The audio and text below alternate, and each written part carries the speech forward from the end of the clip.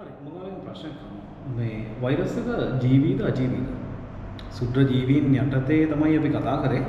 හැබැයි මේකේ පොඩි ප්‍රශ්නයක් තියෙනවා. පුතේ මේ වෛරස් එක කියන එක ජීවීද අජීවීද කියන එක ඇත්තටම තාමත් හරියට හොයාගන්න බෑ.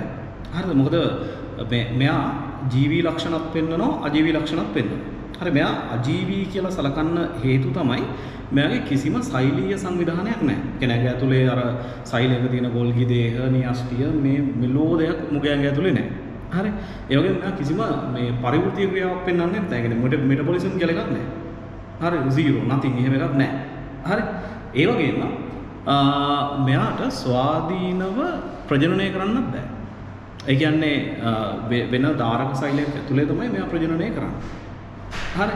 ඒතර ඔන්න ඔය නිසා අපි කියනවා වෛරස් එක අජීවී. එතකොට වෛරස් එක ජීවී කියන හේතුව තමයි මෙයාට ප්‍රජනනය කරන්න පුළුවන්. ප්‍රජනනය කරන්න පුළුවන් සහ මෙයාට පරිණාමය වෙන්න පුළුවන්.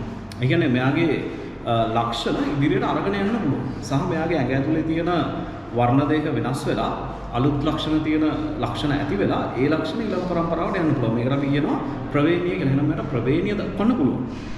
හරි ඒ වගේම මෙයාට ප්‍රජනනය කරන්න පුළුවන්. එහෙනම් ජීවියෙක් කියලා හඳුන්වන ප්‍රධාන හේතුව මූට ප්‍රජනනය කරන්න පුළුවන්. ඒතර වෙන මෙලෝ දෙයක් බෑ ප්‍රජනනය කරන්න පුළුවන්. දැන් උඹලට ඉතින් අම්මනසිරි මාර වැඩේ වෛරස් එකක් වුණා නම් වැඩේ ගොඩනේ ආතල් එකේ ඕක විතරයි කර කර ඉන්න තියෙන්නේ කියලා.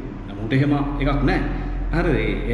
ඒ ජීවියා හැදිලා තියෙන්නේ ජීවියා හෝ අජීවී දේ මෙයා හැදිලා තියෙන්නේ ප්‍රජනනය කරන්න විතරයි. එන්න මෙයාට වෙන දෙයක් කරන්න බෑ. හැබැයි ඒකේ ලෝකෙට ලොකු හානියක් කරන්න පුළුවන් ඩයල් එකක්. හරි කොරෝනා කියලා එකක් ඇවිල්ලා ඇහැට පේන්නේ නැති කොරෝනා අන්තිමේදී මුළු ලෝකයක් විනාශ කරන ගානට ආවනේ. ඒතර අද වෙනකොට තවත් ඒකේ අවශේෂයන් මේ ලෝකය තුල තියෙනවා. තාමත් අපි කොරෝනා කියන නම හැද්දිත් පොඩි නිකන් ගැස්මක් එනවනේ. හරි ඒතර මේ ඇහැට පේන්නේ නැති ඉලෙක්ට්‍රෝන අන්වීක්ෂීය ජීවියා කරපු මහා විනාශය.